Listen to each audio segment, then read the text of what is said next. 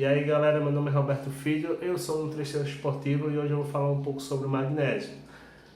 Esse que é um mineral que é obtido via dieta, né? E é bem comum a sua deficiência, né? Ele só perde mesmo para a vitamina D nos países desenvolvidos. E essa sua deficiência está ligada a alguns problemas graves, como o aumento da pressão arterial, a resistência à insulina e a excitação neuronal. Você pode não saber exatamente o que significa excitação neuronal, mas daqui a pouco eu vou comentar um pouquinho sobre isso. Bem, ele é um mineral essencial, né? Sem ele a gente não sobrevive. Ele está ligado a mais de 300 reações em nosso corpo e é o segundo mineral mais comum, né, circulando aí pelo nosso corpo. A deficiência aqui no Ocidente ela é bem comum porque os nossos grãos são pobres em magnésio.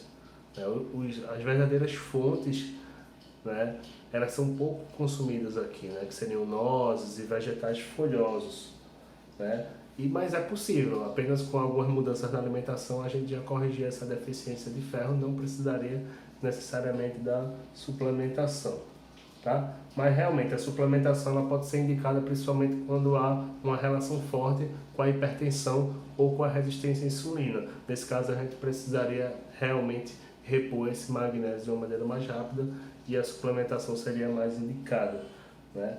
O magnésio gera um efeito protetor contra alguns transtornos mentais, né? Tais como a depressão e o déficit de atenção e hiperatividade. Aí aqui entra aquela questão que eu falei no início sobre a excitação neuronal. Por quê? O magnésio ele traz um efeito calmante, um efeito inibitório nessa excitação. Então ela pode melhorar esses efeitos, né?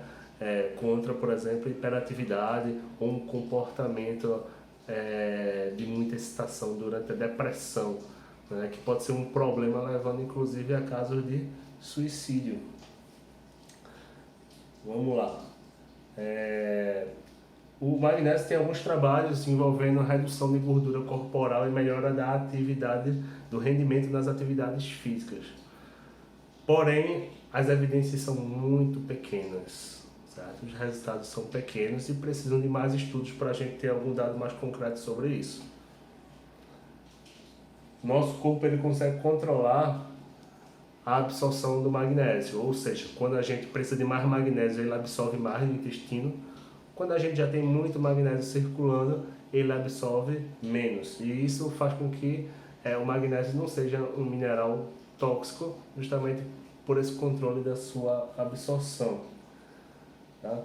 Não há efeitos colaterais graves, né, do seu uso, e alguns problemas estão mais relacionados com a questão de desconforto gastrointestinal e diarreia se for usado doses muito altas.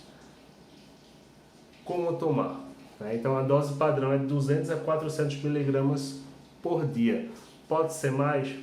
Pode ser mais.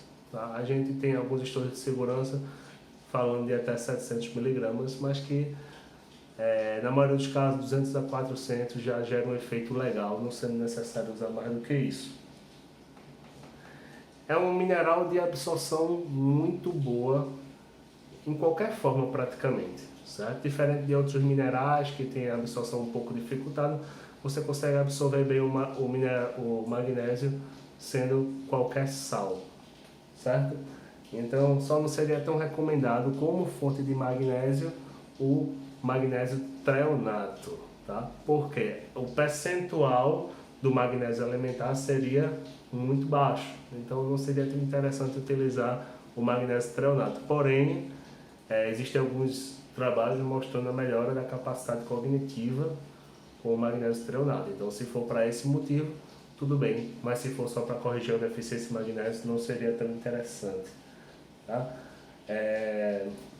A diarreia e o desconforto gástrico estão mais ligados ao óxido de magnésio e ao cloreto, porque são formas que absorvem menos e, consequentemente, se você tomar demais, há uma chance maior de você ter diarreia ou algum desconforto gastrointestinal. O citrato, para mim, é a forma mais interessante, por vários motivos. É barato, né? Absorve bem e ele não ocupa tanto espaço em uma cápsula, ou seja, você coloca determinada quantidade lá e você vai ter que tomar 1 ou 2 cápsulas no máximo, certo? Dependendo, outros minerais, outros sais, precisa realmente de muito mais cápsulas, o que torna o uso um pouco mais complicado, né? Um pouco menos viável, digamos assim. E o melhor momento de usá-la é junto com refeições, certo? E o uso diário, né? Não tem essa de usar uma vez em grande dose e esperar que isso aí seja realmente eficiente. Não, o uso diário é o mais interessante, tá bom? Eu falei dos pontos principais.